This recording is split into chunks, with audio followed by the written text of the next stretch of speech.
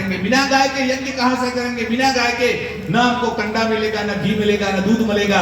और हम हमारे यहाँ भैंस के बकरी के दूध से अभिषेक नहीं करते, उसके लिए गाय का दूध चाहिए, गौ माता का मूत्र चाहिए, गौ माता का गोबर चाहिए। और गौ माता नहीं रहेगी तो सनातन धर्म नहीं बच सकता। इसलिए गौ माता के ऊपर आपत्ति है, इसका मतलब पूरे सनातन धर्म के ऊपर आपत्ति है। और भारत में मोदी जी आने से पहले 20 राज्यों में गोवंश हत्या प्रतिबंध का कानून छोटा मोटा था, कहीं 14 वर्ष का, कहीं 18 वर्ष का, कहीं बैल काटने की छूट, लेकिन छोटा मोटा 20 राज्यों में कानून था। मोदी जी आने के बाद 2019 में शायद क्या परफेक्ट पूरे विश्व में ऐसी कोई सरकार नहीं है जिसने गायों के ऊपर गो हत्या का प्रतिबंध हटा दिया हो और गो हत्या की छूट दे दी हो। मोदी सरकार ने कश्मीर में से 2019 में गोवध हत्या बंदी का कानून हटाया और गाय काटने की छूट दे दी गई। और इसके कारण आज पंजाब और हरियाणा से गौ माता काटने के लिए कश्मीर भेजी जाती है। ये पहली सरकार है, ये सब आपसे छुपाया जाता है, आपको कहा नहीं जाता। ये पहली सरकार है जिसने गाय काटने की छूट दी है। जो गाय काटने की छूट दे सकता है वो हिंदू हो सकता है क्या? अगर वो हिंदू नहीं है तो कौन है? वो पाखंडी है, वो छद्म है। रावण भी संत का वेश बनाकर आया था, इसलिए वो सत्य है ऐसा मन मानो। हम भी कहते हैं, ये लोगों के ऊपर हमको भी भरोसा था। ये लोग जब सत्ता में आए हमने उत्सव मनाया था, हम लोग बहुत खुश हुए थे कि आज कोई हिंदू राज्य का शुरुआत करेगा, फिर से एक बार हिंदुओं का शासन आ जाएगा। लेकिन इन 12 वर्षों में ऐसी हालत बना के रख दी है, न गाय सुरक्षित है, न ब्राह्मण सुरक्षित है, न वेद सुरक्षित है, न मंदिर सुरक्षित है, न साधु संत सुरक्षित है। अरे हमारे शंकराचार्यों के ऊपर जो लोग हाथ डाल सकते हैं, शंकराचार्य को बदनाम कर सकते हैं, केस करवा सकते हैं और स्नान करने से, गंगा स्नान करने से रोक सकते हैं, क्या वो असली हिंदू हो सकते हैं? अगर वो असली हिंदू नहीं है तो आप क्या करेंगे? आप शंकराचार्य के लिए लड़ेंगे कि नहीं लड़ेंगे? आप गौ माता के लिए लड़ेंगे कि नहीं लड़ेंगे? आप गंगा के लिए लड़ेंगे कि नहीं लड़ेंगे? आप मंदिर के लिए लड़ेंगे कि नहीं लड़ेंगे? इसके लिए बाहर से कोई नहीं आएगा। अयोध्या की घटना देख रहे हैं आप, क्या हो रहा है अयोध्या में? अभी चोरी हो रही है। कौन कर रहा है? रशिया वाले आए, जर्मन वाले या जापान वाले आए? कौन? पाकिस्तान वाले की बांग्लादेश वाले? कौन कर रहा है चोरी?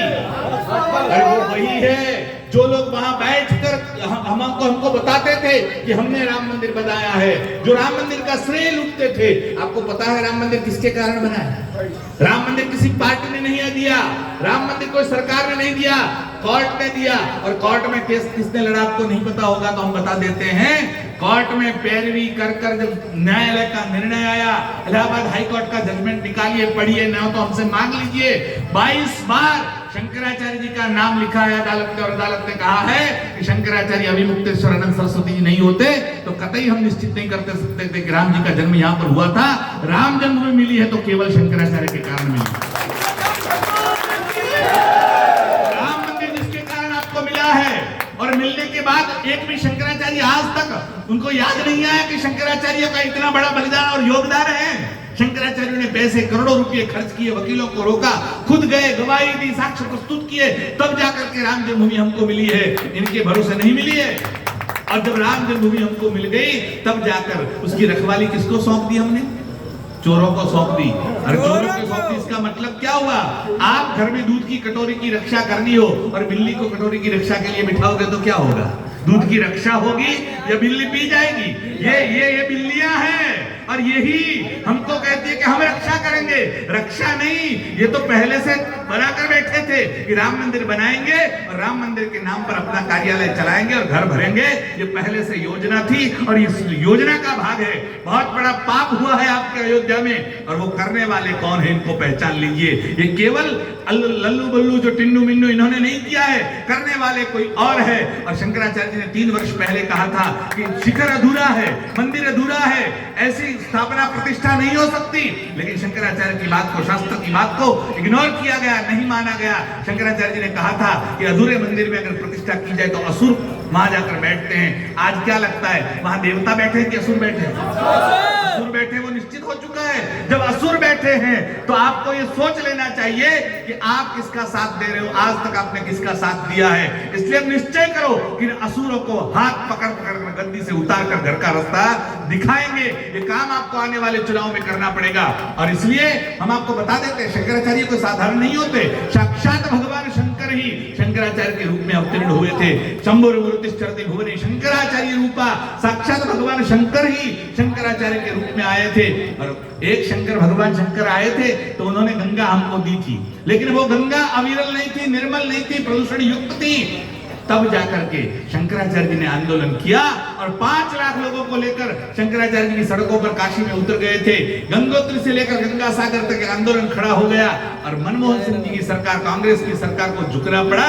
जयराम रमेश मिनिस्टर थे, आए, शंकराचार्य जी के साथ मीटिंग का दौर शुरू हुआ और 3 महीनों में परिणाम आया, गंगा को राष्ट्र नदी घोषित करना पड़ा। वो करवाने वाले शंकराचार्य।